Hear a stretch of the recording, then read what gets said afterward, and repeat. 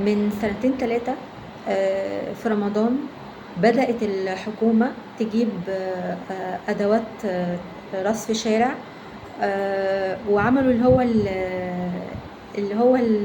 زي البلاط اللي في الشارع، معرفش اسمه انترلوك ولا اسمه ايه.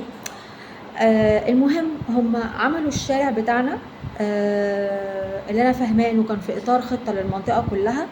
المهم عملوا الشارع بتاعنا وسابوا حتة يعني اللي هو ايه اقل من تلت الشارع، وسابوا معداتهم وسابوا حاجتهم، وبعدين ايه رجعوا اخدوها وقالوا احنا اخدوها يا رب، اخدوها وسابوا كل حاجة، وبعدين ما ظهروش تاني. وعلشان تبقوا فاهمين، الشارع كان بيتعمل ليل ونهار، يعني زي ما تقولوا شفتات. كنا في رمضان شفتات، يعني مثلا ناس بتيجي الصبح ويخلصوا، يجوا تاني ناس تانيين بالليل فيخلصوا، بحيث ان الشارع يخلص بسرعة، وده اللي حصل. لكن هم ما كملوش بقية الشارع. فانا ايه بتساءل كده مع الناس اللي في البيت معايا وبتاع، فوالدي بيقول لي لا ده قالوا جايين بعد العيد، او هم جايين بعد العيد. فانا تصورت ان هو سأل او هو عنده المعلومة ان هم جايين بعد العيد.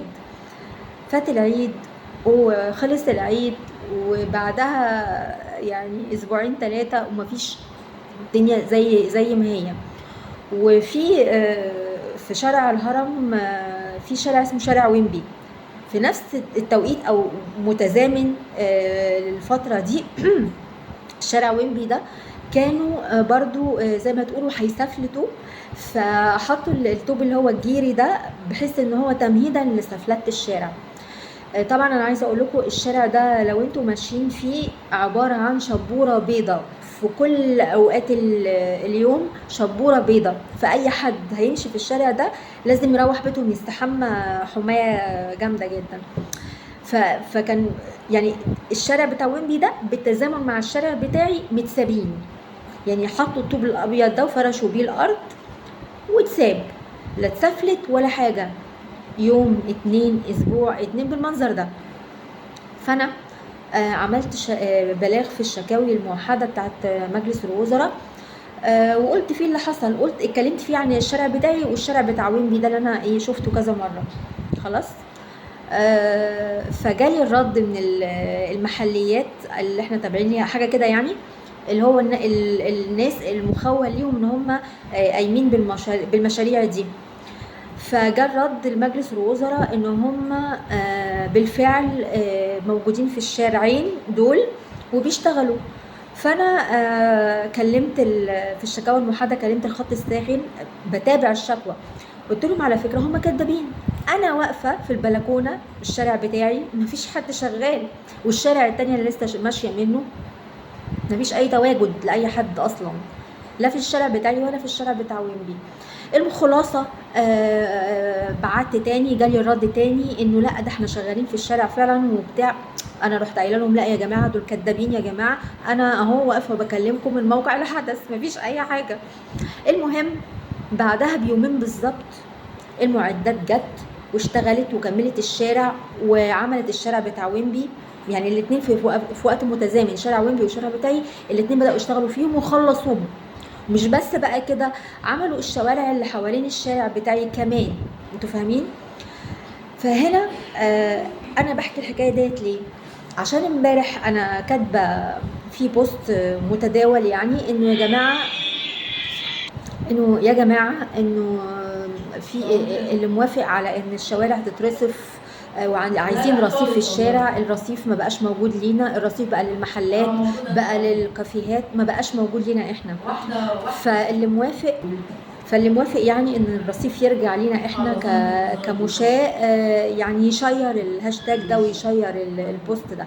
فانا شيرته، فالناس بدأت تشكي همها، وكل الناس بقت تشتكي من اللي انا كنت بشتكي منه، وعملت فيديوهات كتيرة بتكلم عليه انه الارصفة بقت عالية. هي طبعا هي عالية من قبل 2011 من ايام المخلوع. لو تفتكروا انتوا كان رجل اعمال اللي هو بتاع الجوهرة ده ولا السيراميكا، طبعا قريب او هو كان في الحزب الوطني، فطبعا انتوا عارفين المصالح بتتصالح. فراحوا مخلعين البلاط اللي في الارصفه بتاعت وسط البلد وخلوها كلها سيراميك، والناس بقى الكبار والعيال الصغيره تتزحلق وتقع واللي يتكسر، واللي كان في كلام يعني كان في حوادث كتيره كده، ناس بتتكسر بسبب السيراميك بتاع.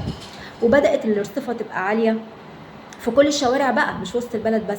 هي طبعا وسط البلد الارصفه مش عاليه ولا حاجه، بس بقيه الشوارع بتاعت المحروسه الارصفه عليت. يعني في انا والله العظيم اقول لكم على حاجه، شارع علوبه وانتوا طالعين على فيصل هتلاقوا على ايدكم الشمال على الناصيه الرصيف نص متر او يمكن متر، نص متر. مين اللي هيطلع على الرصيف ده؟ فاهمين؟ بالاضافه ان الارصفه مش سوا واحد، فتلاقي رصيف كده ورصيف كده ورصيف في النص، والبلاط في بلاط محطوط او طين او الانترلوك او السيراميك، حسب بقى ايه، حسب فالموضوع ده انا اتكلمت عنه قبل كده. وزي ما بقول لكم هما كانوا زمان ايام المخلوع كانوا بيقولوا احنا معلين الرصيف علشان الموتوسيكلات والعربيات ما تطلعش وتركن على الارصفه والمشاة يلاقوا حاجه يطلعوا عليها. اللي بيحصل بقى ان عربيات الشرطه نفسها هي اللي كانت بتطلع على الرصيف.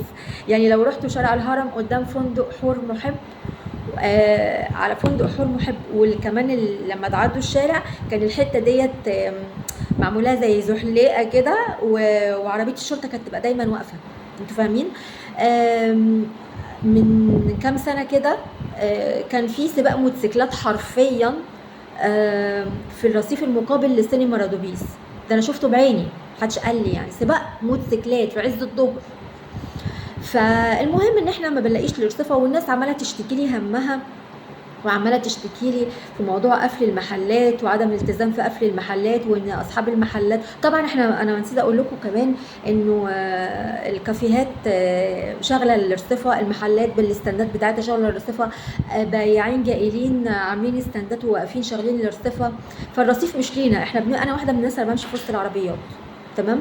فالناس عماله تشتكي لي همها وتكلمني كمان عن زي ما بقول لكم كده ان الكافيهات كلها فاتحه، يعني قاعده على الارصفه، ما حدش بيكلمها، ما حدش بيقول انت بتعملي ايه، ما حدش بيجي يشيل الاشغالات اللي على الارصفه. المحلات زي ما بقول لكم الاغلاق اللي هو الساعه 10 ما حدش بيلتزم بيه، اصحاب المحلات بتقفل النور وبيبقوا قاعدين وشغالين الارصفه. فانا بقول يا جماعه اللي بيشوف حاجه زي كده، عشان كده انا حكيت لكم الحكايه بتاعت الشارع بتاعي ديت ليه. انا شفت حاجه غلط، بعمل في الشكاوى الموحده سواء بالخط الساخن، سواء من على الجوجل بجيب صفحه الشكاوى الموحده، او بتطبيق ايجابي من البلاي ستور بنزله. بس انا بفضل صفحه الشكاوى الموحده عشان لو انت عامل سكرين شوت او حاجه بيبقى فيه امكانيه ان انت تحط ملف او ملفين صور او ملفات يعني او كده. فبلغوا يعني الشكوى لوحدها ان احنا نحكي لبعض مش كفايه، انت عايز تغير لازم تشتكي. انا اعرف ناس والله العظيم بدون مبالغه الناس دي بتخاف حرفيا من كلمه شكوى، بتخاف حرفيا من كلمه بوليس. اللي هو ايه، انا يعني في ناس اعرفها، كنت مره رحت اعمل محضر في بوليس الاداب، حد بعت لي صور مش كويسه، فانا قلت انا مش هبقى منتهكه في الشارع وتحرش وقله ادب كل يوم وكمان على الانترنت. فالناس ديت خصمتني وقطعتني وكده، بس انا خدت حقي. انا كنت بقول الكلمه دي علشان حاجه فبقول في ناس بتخاف، عشان كده بقول لكم موضوع بوليس الادب ده. في ناس اول ما قلت انا رايحه اعمل محضر، في ناس قطعتني. يعني ايه هتروحي بوليس الادب؟ ايه ده، انت هتفضحينا، انت هتعملي مش عارفه ايه. اللي هو في ناس بتخاف من كلمه بوليس، يعني ما اعرفش ليه. في ناس بتخاف من كلمه شكوى، ما اعرفش ليه. في ناس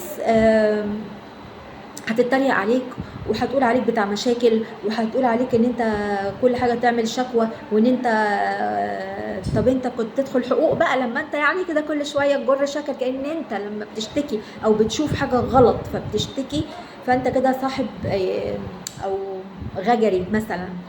فانا عايزه اقوله لكم ايه، خليكم ايجابيين. انا الشارع بتاعي لما انا عملت كده وتابعت الشكوى بتاعتي، الشارع بتاعي اترصف والناس اللي كانت بتتريق عليا، اخ ده انت جامده، بنت جامده، وبرده لسه من كام يوم معرفش كنت عامله ايه كده، انت بنت كده، انت كده جامده.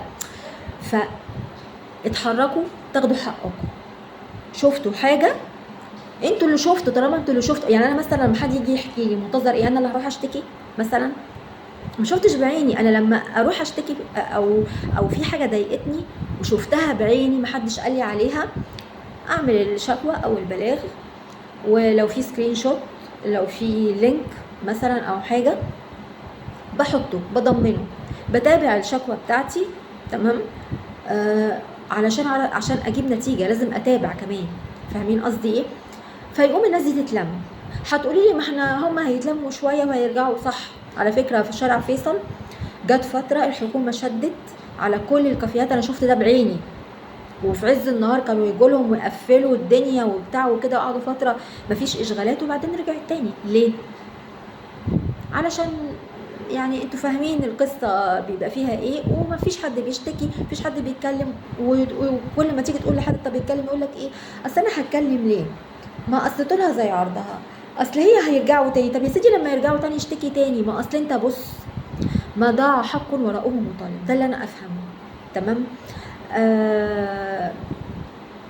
بس يعني ده اللي انا اقدر اقوله لكم. انتوا بتبعتوا لي مصايب، يعني في ناس بتحكي لي على مصايب، في ناس بتحكي لي على ايدز منتشر من السوريين والافارقه وعلاقات وحاجات زي كده، ومفيش حد سائل في حاجه. والموضوع ده الاول ما كنتش مصدقاه، لكن اتقال كتير، واتقال من ناس يعني مصدر ثقه. فالموضوع كبير ومحدش بيتكلم فيه ومحدش بيبلغ فيه. طب وبعدين يا جماعه، اللي عنده شاف حاجه، وبعدين في ناس بتحكي، يعني في ناس من اللي عندها المصيبه دي بتحكي. طب ما يا جماعه، اللي سمع بودنه من حد عنده المرض وبيقول ده وشاف وعارف عنده معلومه اكيده، لازم تبلغ. دي مصيبه سودة، دي مصيبه سودة، لازم تبلغ. فانت جاي عندي تعمل تعليق، كتر خيرك، بس قبل ما تعمل التعليق زي ما انا بعمل كده، انا لما باجي اقول لكم يلا يا جماعه عندنا اوردر دلوقتي ويلا نعمل شكوى دلوقتي، بكون عامله ايه؟ غالبا بكتب لكم رقم البلاغ اللي انا بلغته، علشان انا قبليكم، ما بقاش انا بقول لكم على حاجه انا ما بعملهاش، فانا بقول لكم بصوا انا عملت قبليكم. فده اللي انا شايفاه صح بصراحه، وكلمت فيه كتير وهفضل اتكلم فيه كتير، لان انا بلاحظ ان انتوا كمان بتستجيبوا بصراحه. بسم الله ما شاء الله عليكم. في ناس كتير بتستجيب، وفي ناس بتحب تشتم، بس دول ناس قليله قوي قوي قوي قوي، برميهم بره القناه عادي، يعني مفيش اي مشكله خالص. بس ده اللي انا اقدر اقوله لكم، ومفيش حاجه هتتغير الا لو احنا كل حاجه وقفنا قدامها. بس ده اللي انا اقدر اقوله.